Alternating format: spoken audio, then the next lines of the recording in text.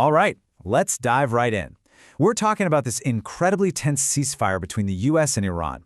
Right now, as of April 2026, the bombs have stopped falling, but don't get me wrong, this is not peace. It feels more like a countdown, and the entire region is just holding its breath. Yeah, this phrase, exhausted silence, just hits the nail on the head, doesn't it? After a solid month of pretty brutal conflict, things have gone quiet. But again, this isn't the kind of quiet that means peace. It's a pause. It's both sides catching their breath, maybe reloading, and you can just feel the tension.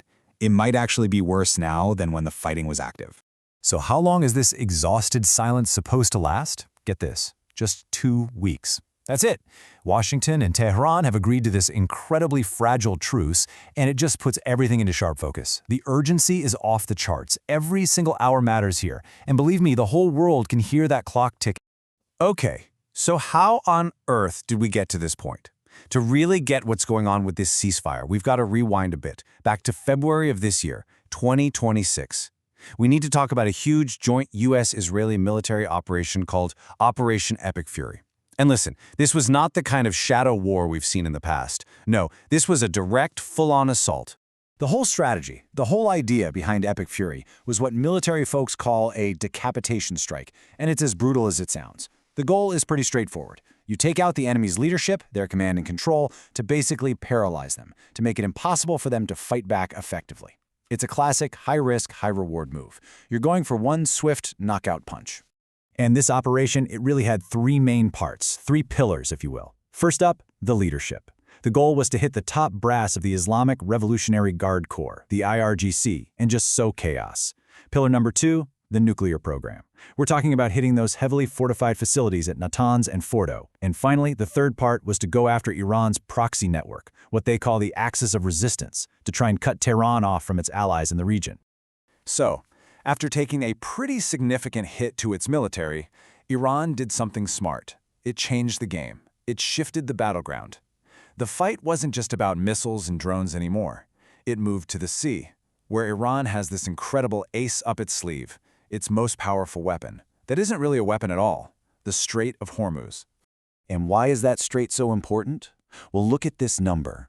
20%. Let that sink in. 1/5, a full fifth of the entire planet's oil supply has to pass through that one tiny, narrow strip of water. It's not an exaggeration to call it the jugular vein of the global economy. And right now, Iran has its hand right on it. So that brings up a really fascinating question, right? How exactly do you weaponize a waterway? I mean, we're not just talking about mining it or sinking ships. It's way more clever than that. How do you take a piece of geography, a choke point, and turn it into your #1 bargaining chip when you're up against a global superpower? Well, here's how they did it. It was this brilliant, really high-stakes 2-step move. Step 1, threaten to shut the whole thing down.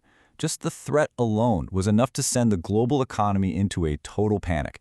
Then, step 2, offer the solution to the problem you created. They came to the table and said, okay, we'll allow for regulated passage. Basically, your ships can pass through safely, but only if we say so. They're literally trading the world's economic security for relief from all those crippling sanctions. It's kind of genius.